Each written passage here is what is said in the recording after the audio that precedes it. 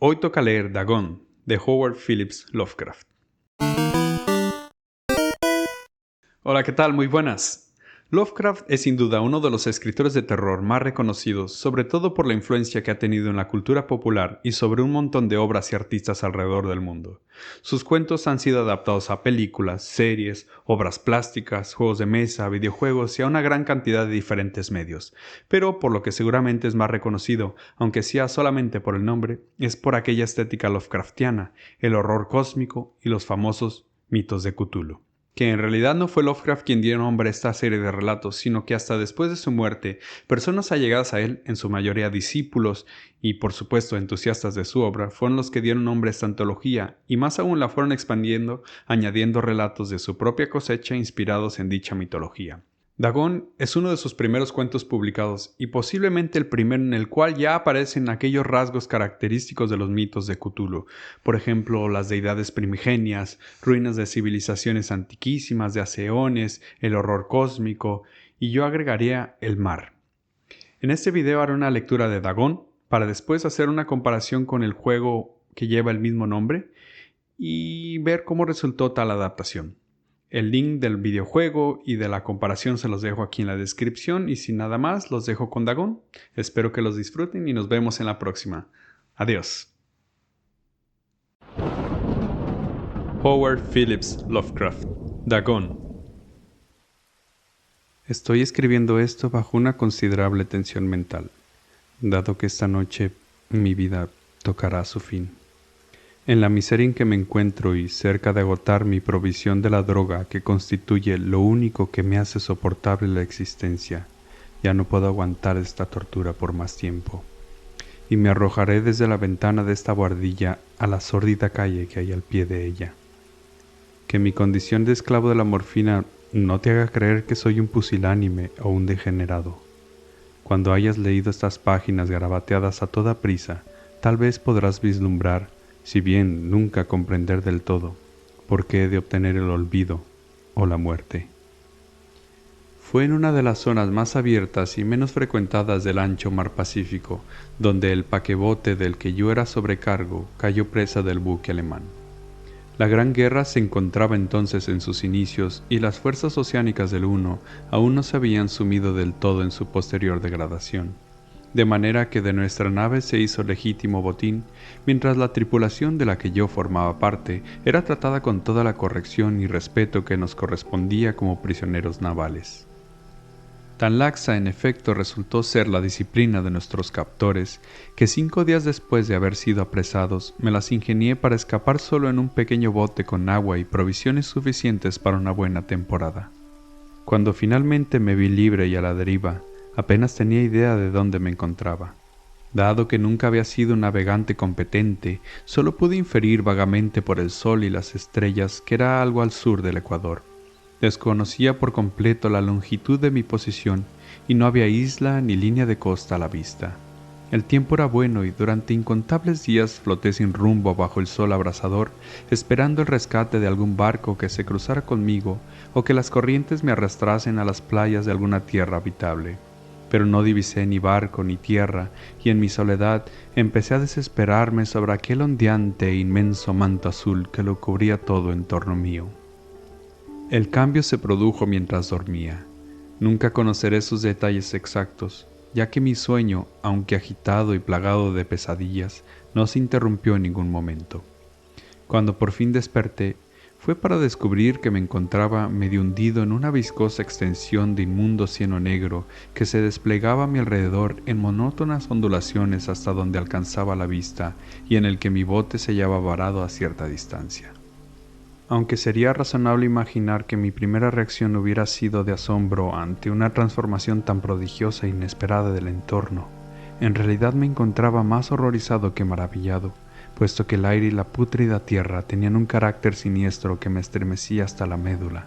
La zona hedía con restos de peces en descomposición y de otras cosas más difíciles de describir que pude ver asomando entre el repugnante fango de aquella planicie sin fin. Quizá no debería albergar la esperanza de poder transmitir con simples palabras el espanto inenarrable que es posible encontrar en un silencio absoluto y una inmensidad baldía. No había nada al alcance del oído ni tampoco de la vista excepto aquel vasto senegal negro. No obstante, la misma rotundidad de la calma y la homogeneidad del paisaje me oprimían con un miedo nauseabundo. El sol fulgía implacable en un cielo que me parecía casi negro en su crueldad desprovista de nubes, como si reflejase el alquitranado lodo bajo mis pies. Mientras me arrastraba hasta el bote varado, caí en la cuenta de que solo una teoría podía explicar mi situación. A través de algún tipo de levantamiento volcánico sin precedentes, una parte del lecho oceánico debía haber sido proyectado hasta la superficie, exponiendo regiones que durante innumerables millones de años habían permanecido ocultas a profundidades insondables bajo el mar. Tan gigantesca era la extensión de nueva tierra que había emergido debajo de mí, que me era imposible detectar ni el más mínimo rumor procedente del palpitante océano por mucho que me esforzase. Tampoco había ningún ave marina alimentándose de los despojos entre el cieno. Estuve varias horas sentado, pensando o cavilando en el interior del bote, el cual descansaba sobre uno de sus costados y proporcionaba un poco de sombra mientras el sol se desplazaba por el cielo. Al avanzar el día, el terreno perdió parte de su carácter pegajoso, dando la impresión de que seguramente en poco tiempo estaría lo suficientemente seco como para abandonar el lugar a pie. Esa noche casi no dormí y al día siguiente metí comida y agua en una mochila en preparación de un viaje por tierra en busca del desaparecido océano y un posible rescate. A la tercera mañana comprobé que la tierra se había secado lo suficiente como para poder caminar sobre ella con facilidad.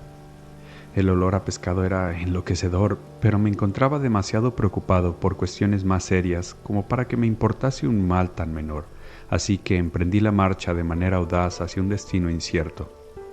Durante toda la jornada avancé sin cesar hacia el oeste, guiado por un montículo lejano que se elevaba a mayor altura que cualquier otra elevación del ondulante desierto.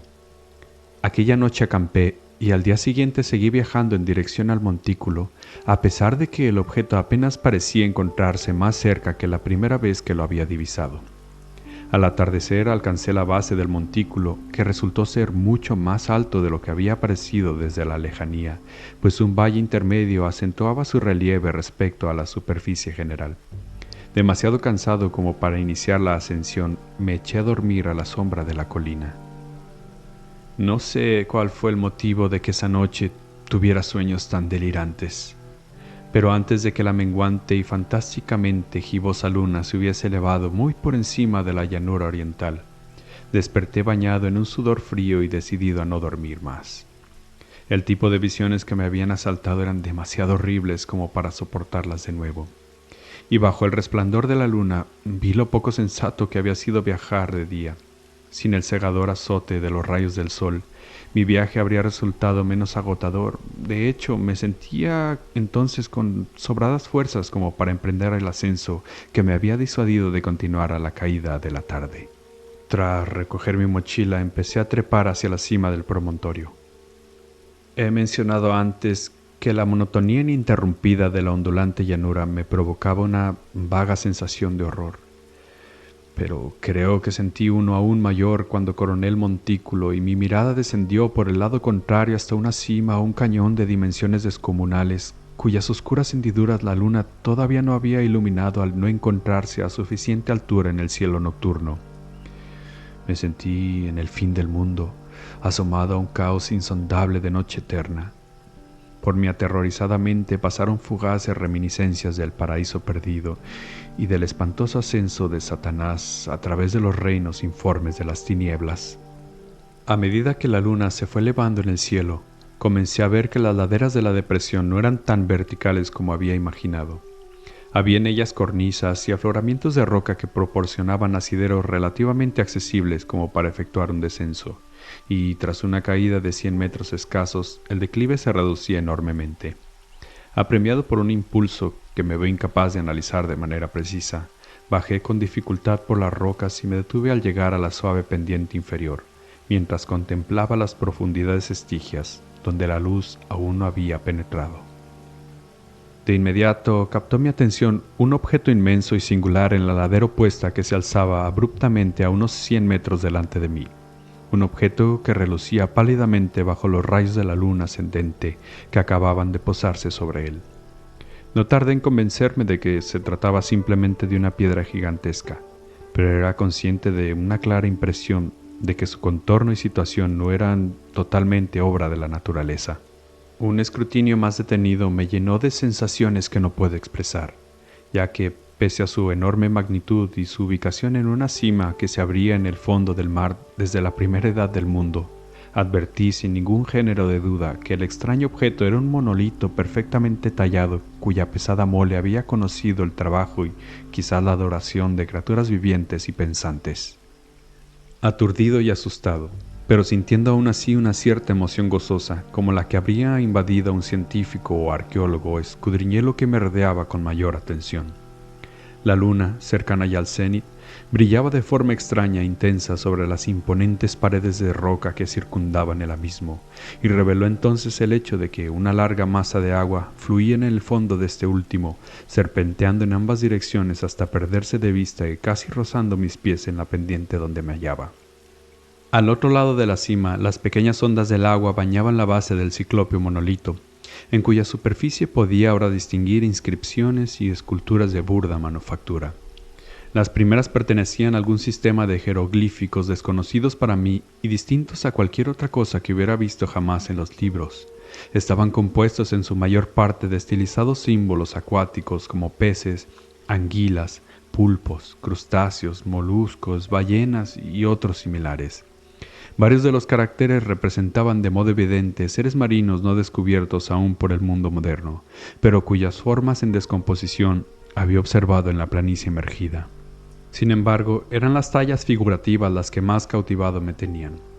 Claramente visibles al otro lado de la barrera acuosa a causa de su enorme tamaño, había una serie de bajorrelieves cuyo contenido habría despertado la envidia de un doré. Creo que supuestamente representaban hombres, o algún tipo de hombres al menos, aunque los seres aparecían retozando cual peces en las aguas de alguna gruta submarina, o rindiendo homenaje en algún santuario monolítico que parecía encontrarse también bajo las olas. De sus rostros y formas no me atrevo a hablar en detalle, puesto que su mero recuerdo me hace desfallecer. Grotescos más allá de lo que Poe o un Bulwer serían capaces de imaginar, resultaban horrendamente humanos en su contorno general, pese a exhibir manos y pies palmeados, labios espantosamente anchos y protuberantes, ojos vidriosos y saltones, y otros rasgos menos agradables aún de recordar. Curiosamente, parecían haber sido cincelados a un tamaño terriblemente desproporcionado en relación con su fondo escénico, ya que uno de aquellos seres se mostraba en pleno acto de matar una ballena representada solo un poco más grande que él. Observé, tal como he dicho, su naturaleza grotesca y extraño tamaño, pero decidí enseguida que no eran más que los dioses imaginarios de alguna tribu primitiva de pescadores o marineros, cuyo último descendiente había perecido eras antes del nacimiento del primer ancestro de Piltdown o Neandertal. Sobrecogido ante este inesperado atisbo de un pasado más allá de la imaginación del antropólogo más osado, me quedé pensativo mientras la luna proyectaba raros reflejos sobre el silencioso canal que tenía frente a mí. De repente lo vi, con una leve agitación de las aguas oscuras como único aviso de su salida a la superficie. La cosa apareció ante mis ojos. Enorme y repulsivo, aquel Polifemo se lanzó como un imponente monstruo de pesadilla hacia el monolito, alrededor del cual enganchó sus gigantescos y escamosos brazos, al tiempo que inclinaba su horrenda cabeza y profería ciertos sonidos acompasados. Creo que fue entonces cuando enloquecí. De mi frenético ascenso por la pendiente y el barranco y de mi regreso sumido en el delirio hasta el bote varado, poco recuerdo. Me parece que estuve mucho tiempo cantando y riendo de una manera extraña cuando no podía cantar. Conservo reminiscencias de una gran tormenta cierto tiempo después de haber llegado al bote. Al menos sé que oí truenos y otros sonidos que la naturaleza emite únicamente en sus momentos de mayor furia.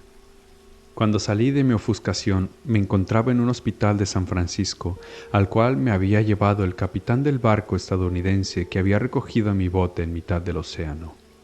Había hablado mucho en mi desvarío, pero descubrí que se había hecho mayormente caso omiso de mis palabras. De alguna posible emersión de tierras en el Pacífico, mis rescatadores nada sabían, ni yo consideré necesario insistir en algo que tenía la certeza no iban a poder creer. Una vez busqué a un etnólogo de renombre y le entretuve con peculiares preguntas sobre la antigua leyenda filistea de Dagón, el dios pez, pero advertí enseguida que era un erudito irremediablemente convencional, por lo que no persistí en mi inquisición. Es durante la noche, sobre todo si la luna está gibosa y menguante, cuando veo aquella cosa.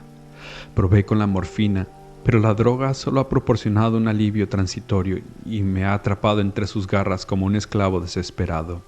De manera que pretendo poner fin a todo esto tras haber hecho una completa exposición por escrito de lo sucedido, para la información o diversión desdeñosa de mis semejantes. A menudo me pregunto si no podría haberse tratado todo de una pura alucinación, un simple pero extraño acceso de fiebre mientras me hallaba tendido, delirando de insolación en la expuesta barca con la que escapé del buque de guerra alemán. Pero siempre que me planteo esto, aparece ante mí una respuesta, una visión terriblemente vívida. Me resulta imposible pensar en el profundo mar sin estremecerme a causa de las criaturas innominables que pueden estar en este mismo momento reptando y desplazándose pesadamente sobre su lecho fangoso, adorando sus antiguos ídolos de piedra y labrando su detestable imagen en obeliscos submarinos de empapado granito.